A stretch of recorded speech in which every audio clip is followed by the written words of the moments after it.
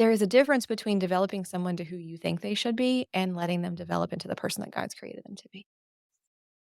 And it's so much richer when we are the person that God created us to be.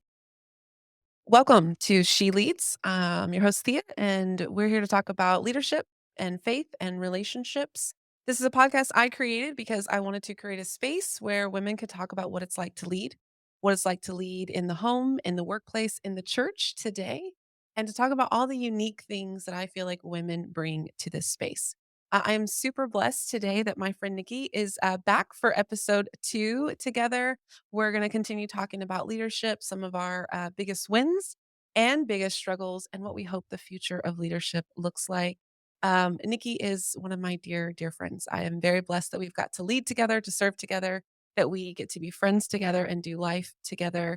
I love seeing her lead as a mother, as a wife and her family, and the time that we got to lead side by side, but now just to lead in different ways and to continue to be with each other on this journey. So, welcome back. Give us a little intro and tell us something fun. Yeah.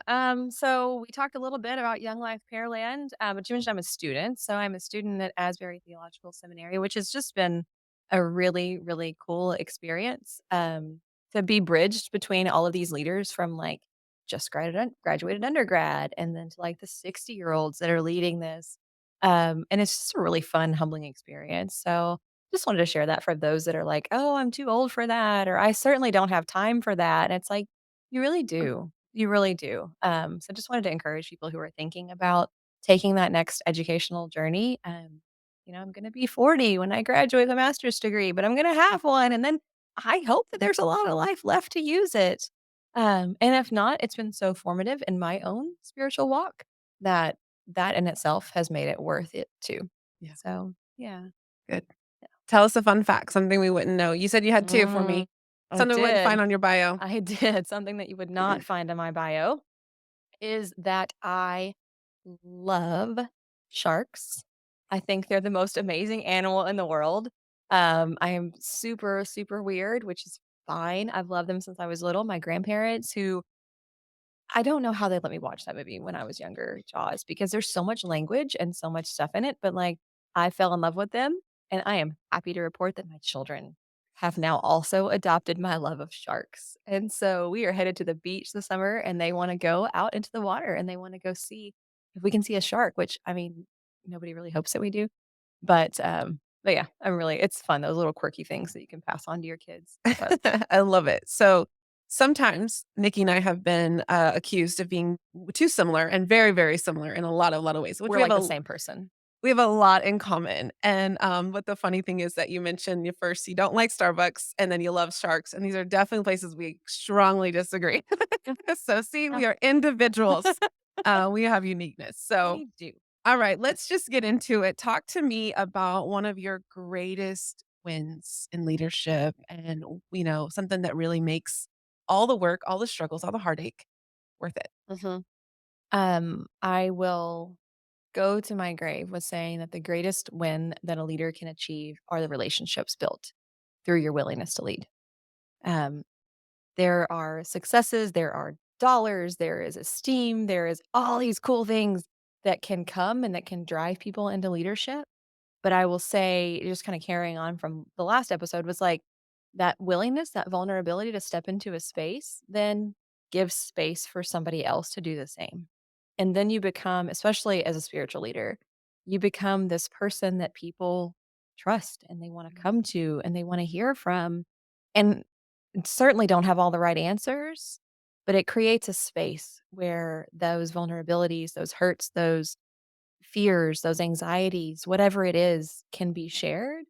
And seeing God's victory through those, and being able to be blessed by like, I have some incredible friends that I have made because I was willing to step into that role that I wouldn't have made otherwise. And so I say it just puts us in a different place where we get to have a different relationship with people. And that in itself is the greatest win to Yeah. me. Is there 1 or 2 specifics you can share? Mhm. I mean, this one is pretty cool. Your willingness to step in and say, "Yeah, I'm gonna do this. I'm gonna follow this. I'm gonna be a part of this. I'm gonna invite other people in." And my getting to participate in that invitation and say yes to that, huge win. Like, our friendship is so cool. I just love it. Yes, we are very, very, very similar, but also very, very, very different. Yeah. Um, and we still get to be friends. And in a very Heck polarizing yeah. post-COVID world, like, who knew? That people who are different and have different ideas and thoughts and motives and whatever could be the same because our journey started out so similarly, right? Yeah. Like, we were on the same team, we both did family ministry. Okay, we have this path, but now we've just kind of gone in completely different directions, and so, definitely that. I would also say the older people that I've gotten to build relationships with and the wisdom that comes Mm. into me because then as a leader, my voice is out and they're like, "Oh, wow." Either I mean, sometimes it's like, "This young woman is so mature. I would like to spend more time with her and get to know her more." Or sometimes I'm firmly confident and they can't tell me it's not, is because, "Wow, she really needs somebody to speak some wisdom into her life. Like, she might need some help. Yeah. Let me invite her over for coffee." And both are great. Yeah. Both are great. And so, Yeah. like leaving on my way here, I had coffee with a friend who's 65 and she's one of my most precious friends. We would not have built a friendship had I not stepped into that Mhm. role, Mhm. and Yeah. that's such a gift. Yeah. I'll share just the story of how, like, when I feel like one of our first conversations, it was because of my role in leadership. So I'm the Mm. director of family and children's ministry at a new church plant that is doing great things, but also learning lots and lots of things. And with 30% of our population being very, very, very small children, I had a lot of mamas tell me a lot of things that I was needing to grow and direct and correct, which was good. I needed it. And Nikki asked to speak with me, and I thought, "Here we go again. Another one. All right." And so I prepare myself. I think I cried about it that morning. I asked a friend, like, I told a friend about it. "Oh, I got a meeting in the morning with another mom that's mad at me." And, we sit down on the couch, and she asked me, "Tell me about infant baptism. Tell me about this thing that I've never seen or really believed in before. Tell me what you believe is happening, and tell me what it is for me as a mom if I didn't do it or I don't do it." And we just had this theological discussion, that was so beautiful and so safe. I didn't feel like I had to convince her, and I didn't feel like she was trying to convince me.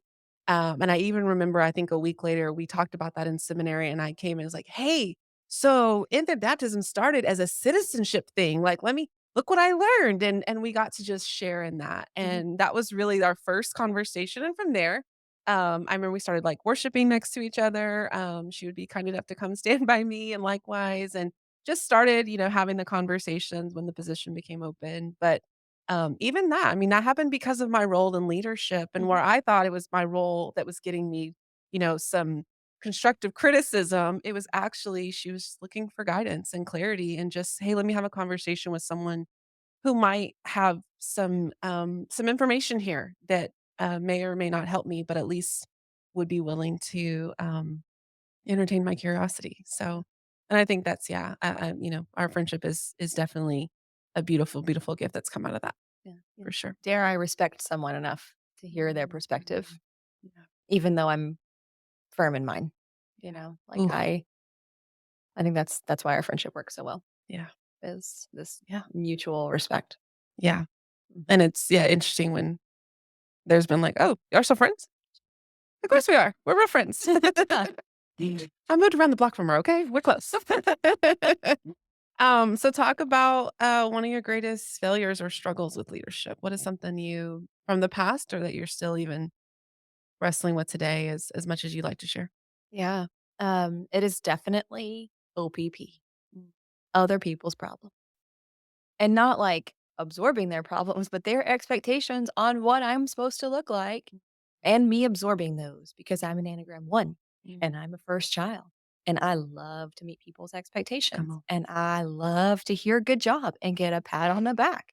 And so I will chameleon myself into all different kinds of ways so that I am meeting expectations. And it grieves the heart of God Mhm. to see his children created in his image mold into someone else's. And that is my biggest failure, is letting myself be molded into someone else's expectations Mhm. and meeting somebody else's desire for the role that I was called to. And when God began to make that very clear to me, past 4 or 5 months of pain and a lot of emotion, anger and sadness, and all those different things that women are blessed enough to be able to experience, and let ourselves sit in and not be okay. I decided that Christ's humility was the only way for me to respond. In that is to step out of myself and really receive. And so I started reading the book of Philippians over and over and over again. I just finished it again for I don't know how many times this morning, just to hear Paul talk about how all of these things are going on outside of him, and he knows what it is to be in need, and he knows what it is to have plenty, and in all things he's found contentment. And I think that's the key to success. That's the key to joy. That is the key to contentment. That is the key to abundant life that Jesus came to give us, is letting these expectations, both of ourselves and from other people, go. Mm. And that has been, I have failed the greatest when I have grabbed on to another image. Yeah. But what's it like for people around you when you stop being who Yeah. they expect you to be? Yeah. We've had this conversation before, one that I wouldn't record. For you, for the person who stops, it's incredibly freeing. Mm. It's like taking off that wet coat, a wet blanket. It's just like, "Uh-huh. Oh, wow. Yeah. I am a child of God. I am made in the image that's perfect already. And while I am not perfect, I am a vessel of all these things. And your expectations suck Mm. because you don't see that. Mm. Because you think that we have to be created in this way. You how small-minded you begin to see people, of just like our friendship, like, can you not see outside of yourself and think that God might you might not have it right? Mm. You might not know the best? And while leadership is so much about helping develop people, and I firmly believe in that, spent a lot of my time in undergrad working at a firm who that was all they did was leadership development. Read tons of books, taken all the different quizzes on things. I am constantly improving, because I like to meet expectations. Um, but there is a difference between developing someone to who you think they should be and letting them develop into the person that God's created them to be. And it's so much richer when we are the person that God created us to be. Yes. And we work out some of those things. Yes. Like, let them struggle, let them fail, let them learn and move through the way that God is teaching that lesson instead of your own. Mhm. Because it doesn't have to be your failure too, just because you're attached to them. You don't have to grab on. You don't have we say this all the time, right? You don't have to pick up what they're putting down. Mhm. You can let them struggle. And I think, as a parent, we see that so often. And I see parents all the time of like, but I thought my kid was going to be this blah, blah, blah, star football player, band leader, the cheerleader, whatever I wanted to be when I was growing up. I thought my kid was going to do this and that and this. And I thought, okay. And if they don't, Mhm. your love is still great for them. God still has incredible value in them and a great plan for them. Mhm. So let them go, and then I hear the other side of parents like, "Wow, I really thought my kid was gonna do this and this, but I am so proud of the adult that they are." Mhm. And it's like, that's what leadership Mhm. is being proud of them in the process and through the process. Yeah. 2 things you're talking about definitely can relate to that chameleon complex, Mhm, right? mhm. Who you need me to be? I'll be that. Let me set those expectations. I'm gonna not only meet them, I'm gonna exceed them, That's right. and I'll be your star. Don't worry about me, you know? And I know for myself in my especially nonprofit career, I mean, I was exhausted and lonely because nobody knew the real me. Yeah. They knew who I could perform to be. and how easy it was to bring that same Thea into the church, right? Oh, I'll just be working for God, I'll be better. But in fact, still striving to meet others' expectations, be who they wanted me to be. And when I did, how great I thought it felt. Mhm. But I would have to agree when you're able to break out of and then it's like, oh, I like me. Mm. I enjoy me. I have amazing things to offer. And if you can't see it, that's on you. And that's okay. Maybe Yeah. I'm not for you. Right. And I love how you mentioned as leaders, we can get in that same trap, right? Of trying to build people who we want them to be. And I would assume, and I'm sure we've talked about this several times, even I've got in mind this person I want for this volunteer role. Yep. And you take them to coffee and you have that conversation and you build it up, and then they say no. And I know for me, I'm like, "Oh, I guess they don't really like me. They Mhm. don't they must be afraid of what God's gonna do," I can have all these reasons why they're not behaving the way I think they should. When in reality, if what the best thing I can do is say, "All right, great. Tell me where are you being called? What is it that God's putting on your heart?" Right? And as I've grown as a leader, now I start there. Instead of with my little role and my little piece of paper, what I want them to do, right? Tell me where your heart is. What is I see leadership in you. I see something more in you. I know you can do more than come and just sit in a chair. What is it that you're feeling called to do and start there and then yeah, lead them to be who they are called to be, who God has formed them to be. And then you have richer, truer followers, participants, co-leaders Mhm. in this thing. I thought that was really beautiful. Yeah. Yeah. Definitely can see how it all kinda wraps around, right? Yeah. What do you hope the future of female leadership holds? I wanna a couple years ago, your daughter for career day dressed up and said she wanted to be a pastor, right? Mhm. Which is beautiful, right? And it's 100% normal for young girls to wanna be what their mothers are for a season, right? But let's just take that fantasy and roll with it. What do you hope it looks like for someone her age when she's ready to step into those types of leadership in the church, in the world, in her family? What do you hope the future of female leadership looks like? Yeah. That one's gonna tear a spot because she saw her mom step out of the pastoral role and move, and hurt. And, this year, since then, every year since then, it has been her little student of the week card was filled in with, "I wanna be a pastor," and this year it changed. Um, and so, whew, I hope and pray that she and her generation of females let go of the expectation. Uh, like I said, it's very normal for a daughter to wanna be what her mother wants to be. I mean, good gosh, please, at least I see something in me that you want to be, right?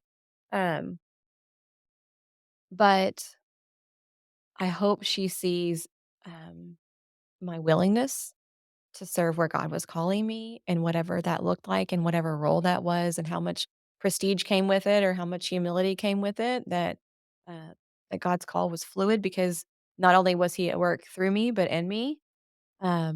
And so, definitely excited to see. It's funny, she's also the kid who when I was talking she's in 1st grade, so she's starting to see these, like, cliques form and friendships, and she's just not that kid, which is great for now, I hope it stays that way. But I was talking to her about how sometimes we can go into places where we don't feel like we belong. She, from the back seat, she was like, "I've never felt that way." Good. And I hope that carries. I hope Yeah. at 37 years old, I can sit down and have coffee with my daughter, and she's like, "Mom, I never felt like there wasn't a place that I belonged because I know my worth and I know who I am, and I know that even if those people don't feel like I belong there, it's not me, it's them." Like you said, maybe it's just this is not my shape to fit in, right? My shape doesn't fit this bucket, but there are other buckets, and it's fine. Um, and certainly hope there's a lot less criticism and comparison and a lot more cooperation. A lot more, because I mean, I think it was probably 6, 7 years ago that I started hearing this, there's memes and all the social media things that we have of like these snippets of words, these sticky statements, right? That we want to carry on. It's like, oh, her success doesn't have to devalue mine. Um, but I haven't seen that yet. Haven't seen that actually played out yet. Mhm, In my experience, I have seen it in other places. I have seen teams of females that lead together really well. I hope that we can get healthy in that space. I hope that we can be confident enough in who we are and stop trying to meet other people's expectations or think that we have to achieve this certain level and really embody teamwork and mhm, cooperation, and celebrating one another and not thinking that just because somebody has this different than you, that that makes her more valuable. mm, Um, I really am excited to hopefully lead some students in that direction, because I'll tell you, it is a hard world mm. for young girls Yeah. right now. And social media hasn't made it any easier. And we can post all these statements on social all we want, but it's not moving anybody's Mhm. head and heart. It's going to be taking some examples of seeing it Yeah. and celebrating it. And so that's my hope for my daughters 30 years from now, whatever role it is that she's Mhm. chosen to be, um, that she gets to celebrate it with her friends. Yeah. So, Yeah. I love that. I mean, first you talk about the it being fluid, and that's something that I'm recognizing with just the world of work, right? As a millennial and as an old millennial, um, working with Gen Xers and Gen Zers, and recognizing that this way of loyalty and like kind of really that boomer mentality. I'm going to get in a company. I'm going to stay there 50 years. mhm, I'm going to retire and I'm going to work my way. That's not reality anymore. And millennials kind of came in and broke the mold, I would say, and said, I'm just going to go my way. mhm, If that means I lose my savings and I lose everything, at least I tried. We're the most entrepreneurial society. And then what I see in Gen Z is this: I'm going to have 17 forms of income. mhm, I'm gonna be doing 17 things, and that way there's not one that's gonna hold me. There's not one that I'm gonna fall, a slave to. I'm gonna be able to do whatever it is I wanna do, and I don't care if I gotta drive for Uber and deliver DoorDash and walk your dogs too. That's fine. Like, I'm gonna do what I have to do, and, I think that kinda just leads into that fluidity, right? And the same thing, I mean, we both started in a whole different career and have made it here, and I have dreams for other things coming down the future, right? Of other things that I hope that, get to be a part of what I do, and so I definitely see that, the fact that she's changed her mind the past 3 years, well, she'll probably change it 30 more no times, doubt. right? And it doesn't mean that pastoral leadership or church leadership or Christian leadership isn't a part of her future, right? And I also love this idea that she doesn't have to break out of the box. Yeah. She doesn't have to take that wet blanket off, that she never put it on. She didn't even know they existed. And someone who tried to put one on her will be like, who are you? I don't know what you're up to." Right? And when Yeah. you say that about the future of female leadership, I mean, I want that too. I don't want these young girls today to have to fight the way that really our ancestors did. And we're still having to experience, especially in the church that unfortunately is years behind corporate America, right? I Mhm, think we both experienced that too. mhm. I was just never made more aware of my femaleness until I walked into the church. I said, "Whoa, oh, I'm a girl? Yeah, okay. This is right. Oh, okay." Like, never had issue with that Right. out in the corporate world. Um, and so, yeah, I love that idea is that those boxes they're not even an option. Mhm. They're not even considered. And it's living into this fullness of who God has created these young girls, these young women to be, and being willing to live and lead there. I mean, that's a generation I wanna take to coffee, Yeah. right? I wanna grow from, I wanna learn from, I wanna and maybe offer a little wisdom of, "Hey." I'm gonna say your retirement does look a lot better when you stay for 19 years. Uh, there's somewhere in between, Yeah, and that's how God's always working. Somewhere in between your idea of reality and someone else's is true. yeah, When we work together, it's better. yeah. So for the women leading now in the home and in the Mhm. workplace, in the church, and who are seeing these young girls and whatever young means to you. What's their next step to make a little bit of that future dream come true? Mm. Use your words wisely. Encourage somebody around you. Call out what you see. Stop letting it threaten you or thinking it's awkward to say, "Hey, I saw this in you, and I really appreciate that." Or "That's really cool." Yeah. Or "This is very different." I had somebody tell me recently I was talking about being ordinary. I was like, "Yeah, I'm just an ordinary person. I'm just Nick." And she was like, "No, Mm, you are so much more. mm, You are so extraordinary."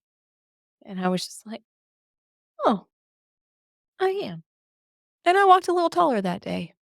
And I maybe was a little bit more willing to listen to God say, "You're beautiful," mm. and receive that in a different way. Our words are powerful. Our words to other women are powerful. Use them wisely. And don't be afraid to say something kind because it might be awkward. It's okay to be awkward. Yeah. Yeah. Come sit next to me. We'll be awkward. Yeah. I love it. Awesome. Thank you so much. Thank you for sharing your heart. Thank you for sharing your story. Thank you for being honest and real. It is, again, an honor and a privilege to lead alongside you, to see you lead, to celebrate you, and to share this wonderful friendship. And yeah, I can't wait to see what the future's gonna bring. So thank you so much for being my very first guest. Yeah. You're wonderful. You did great. Thank Thank you for tuning in. I'm so glad you're willing to join us for this episode of She Leads podcast. I would love to hear from you. And so please email me your comments, your feedbacks, your questions, topics you'd like to discover, maybe some stories that you have. I'd love for there to be a dialogue and a conversation. And so you can email me at sheleadscomments@gmail.com. That comes directly to me. I don't have any hired people that are gonna check it. It's gonna be me. So I'd love for you to send me your notes and your feedback. I'd also love for you to like this podcast, give us a rating, and share it with a friend, share it with a woman in leadership, share it with a young girl who needs to know that there is a beautiful and bright future for her ahead. And until next time, I'll see you then. Thanks for joining in.